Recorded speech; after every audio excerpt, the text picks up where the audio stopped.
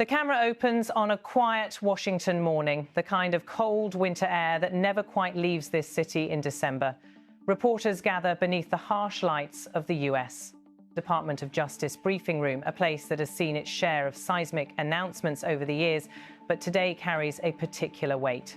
For nearly 5 years, the case of the January 6 pipe bomber, the shadowy figure who planted 2 explosive devices the night before the Capitol riot, has haunted investigators, angered lawmakers, and confused the public. And for many Americans, it became an uncomfortable symbol, a demonstration of how a single unsolved act of domestic terror could expose vulnerabilities in the country's most fortified political district. It is shortly before the briefing begins when the doors open and U.S. Attorney General Pam Bondi steps forward. She is flanked by senior officials from the Justice Department, uniformed officers, and top FBI leadership. Her presence today signals that something decisive has happened, something significant enough to require the attention of the nation's top law enforcement official. As she approaches the podium, the cameras start clicking in rapid succession. This is a moment the public has been waiting for since 2021. The arrest has finally come. And as Bondi adjusts her notes and prepares to speak, the room quiets almost instantly. The arrest of the suspected Washington bomber, identified as Brian Cole Jr. of Woodbridge, Virginia, marks a turning point in one of the most politically charged investigations in modern U.S. history. The audience understands this. Even the journalists, hardened by years of political contention and investigative reporting, feel the magnitude of what is about to be disclosed. Bondi's message is clear from the first words she delivers. Her tone is firm, direct, and unmistakably critical of the years that preceded today's developments. Today's arrest took place because the Trump administration made this case a priority, she says, her voice measured but unmistakably pointed. The complete lack of progress in this case in our nation's capital has eroded public confidence in our law enforcement. The starkness of her statement resonates immediately. It is a rebuke, a reminder of the frustrations that have simmered for years as the pipe bomber remained at large. She continues, reinforcing the message that this moment did not come easily nor quickly. This cold case languished for 4 years until Director Patel and Deputy Director Bongino came to the FBI. The message is unmistakable. What had appeared unsolvable was solvable after all, once new leadership decided it was.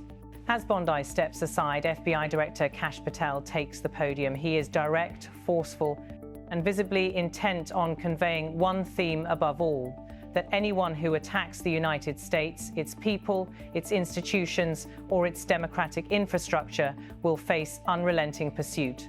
Patel begins with a sweeping warning about the gravity of the original crime.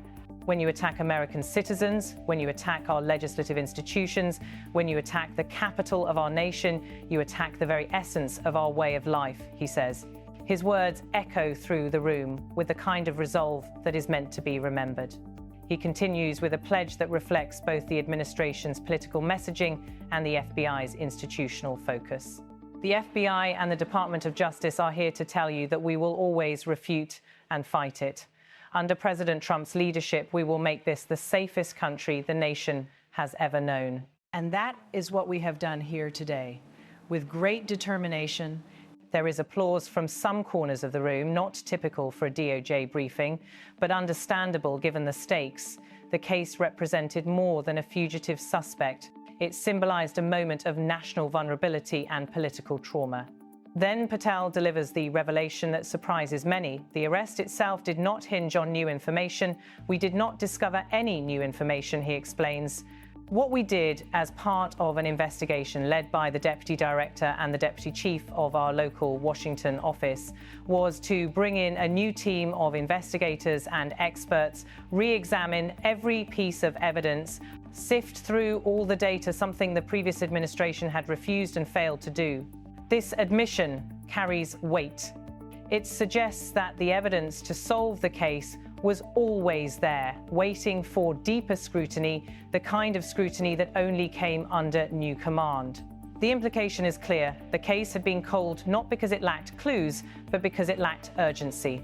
As Patel finishes, the podium is handed to FBI Deputy Director Dan Bongino, whose style is more blunt, more combative, but no less intentional.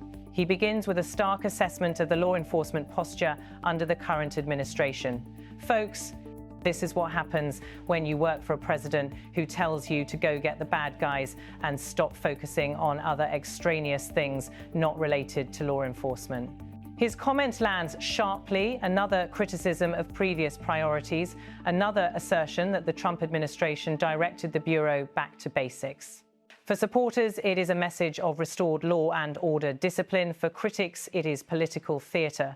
But in the room, one thing is certain. Bongino has come to make a point.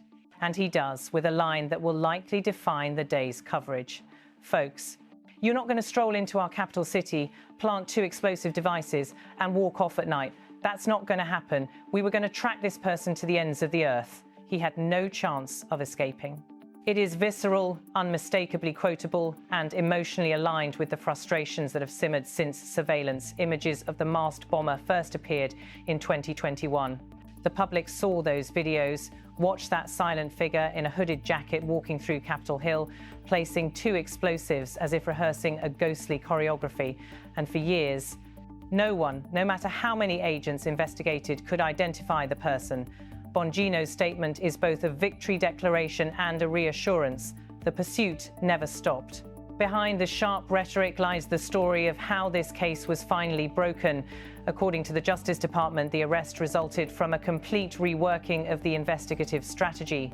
The new team combed through thousands of hours of surveillance video, phone records, data packets, witness statements, and geospatial analysis. They revisited physical evidence that had been scanned and catalogued years earlier, but not fully reinterpreted.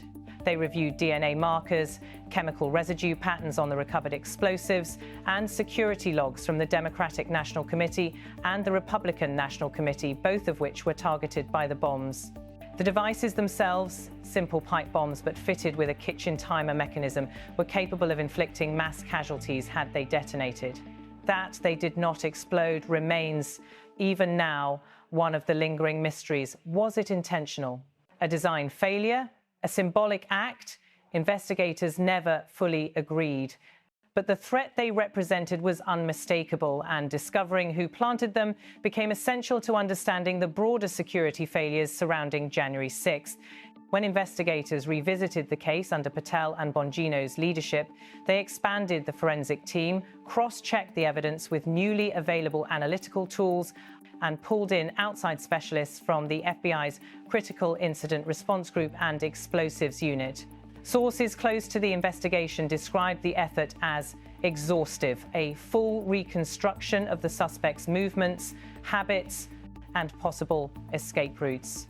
That effort eventually led them to Brian Cole Jr., whose arrest came quietly with no resistance in his suburban Virginia apartment. According to officials, Cole had been living an ordinary life, working hourly jobs and maintaining a largely unremarkable digital footprint. For prosecutors, the lack of overt extremism made the case more challenging but ultimately compelling. Terrorism does not always arrive in the form of a manifesto or an online trail of radicalization. Sometimes it hides behind silence. As Pam Bondi returns to the microphone to answer questions from reporters, she fields inquiries about whether political pressure influenced the investigation, whether the arrest will affect the ongoing prosecutions tied to January 6th, and what new legal steps will follow. Bondi maintains a disciplined stance, reiterating that justice, not politics, guided the process. But her earlier comments speak for themselves. The Trump administration revived the case, redirected resources, and demanded results. Journalists press her on the evidence. Did Cole confess? What physical proof ties him to the bombs? Bondi declines to discuss specifics, but indicates that the case file includes a combination of forensic markers, digital data correlations, and behavioral analysis.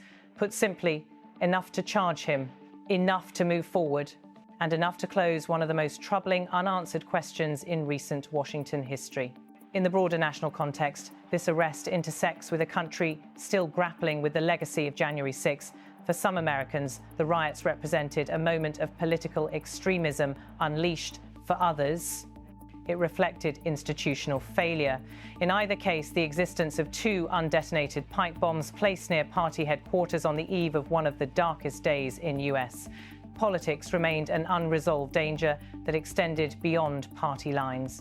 Both Democrats and Republicans were targeted, both faced the threat, and the suspect's motive remains unknown. This ambiguity adds complexity to the narrative. Who was the pipe bomber? Why target both parties? Why plant devices timed for a moment when Congress would convene? And why disappear afterward without claiming responsibility or seeking political recognition? These kinds of questions will undoubtedly shape the trial ahead, where prosecutors will attempt not only to prove guilt, but to reconstruct the suspect's mindset. Within the FBI, today's announcement is also a moment of institutional self-reflection. Several current and former agents have acknowledged that the original investigation, spanning from 2021 onward, was hindered by internal disagreements, shifting agency priorities, and the sheer volume of cases tied to the Capitol riot at one point. January 6 cases consumed nearly a quarter of the FBI's active domestic investigations nationwide. The pipe bomber case, though high profile, competed for attention with more than 1,000 arrests and hundreds of digital evidence streams. Under Patel and Bongino, however, senior officials made it clear that the bomber case required a dedicated team, not part-time attention. The Deputy Director's Office reportedly conducted weekly status checks, monitored evidence processing logs, and pressed for new analytic methodologies. The leadership framed the investigation as not only necessary, but symbolic, a demonstration that the federal government would not allow an act of attempted mass political violence to go unanswered. As the press conference begins to wind down, another reporter asks about the broader implications for national security and domestic terror prevention. Patel responds with a firm reiteration of the guiding philosophy that defined this investigation: persistence, evidence-driven reconstruction, and a refusal to accept ambiguity. His message echoes earlier remarks. The FBI will pursue threats to the nation to the end of the earth, in Bongino's words, regardless of how much time has passed. The briefing concludes with a final reminder from Bondi. Accountability, she says, restores faith. Faith in institutions, faith in law enforcement, faith in justice. And for a case that has lingered in the public consciousness since the nation watched the Capitol fall under siege, accountability had been missing for too long. As the officials leave the podium and the cameras shut off, the significance of the day begins to sink in. For nearly half a decade, Americans saw images of a hooded figure walking through Capitol Hill on the night of the 5th of January 2021. They wondered who he was, what drove him, how he escaped, and whether he would ever be found. Today, the government says those questions have answers, but the story is far from over. With federal charges forthcoming, with court proceedings ahead, and with a public anxious for transparency, the arrest of Brian Cole Jr. marks not a conclusion, but the beginning of a new legal chapter, one that promises to illuminate the gaps, the missteps, and the investigative breakthroughs that ultimately brought this case to its turning point. For now, the message from Washington is clear.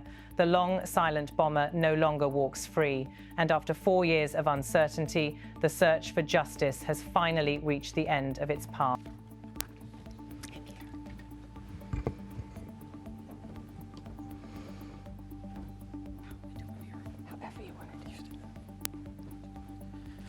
Thank you, General.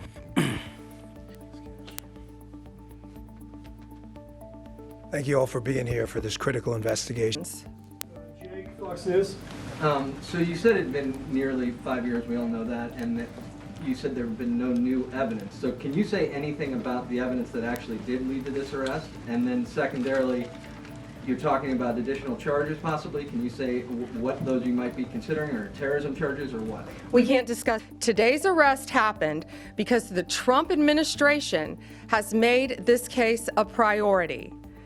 The total lack of movement on this case in our nation's capital undermined the public trust of our enforcement agencies. This cold case languished for 4 years until Director Patel and Deputy Director Bongino came to the FBI. When you attack American citizens, when you attack our institutions of legislation, when you attack our nation's capital, you attack the very being of our way of life. And this FBI and this Department of Justice stand here to tell you that we will always refute it and combat it. We will provide the safest country the nation has ever seen under President Trump's leadership here. And that's what we did here today with great resolve. We did not discover any new information. What we did, an investigation spearheaded by the Deputy Director and the ADIC of our Washington field office, brought in a new team of investigators and experts, re-examined every piece of evidence, sifted through all the data, something that the prior administration refused and failed to do. Folks, this is what it's like when you work for a president who tells you to go get the bad guys and stop focusing on other extraneous things not related to law enforcement. Folks, you're not going to walk into our capital city, put down 2 explosive devices, and walk off in the sunset. Not gonna happen. We were gonna track this person to the end of the earth. There was no way he was getting away.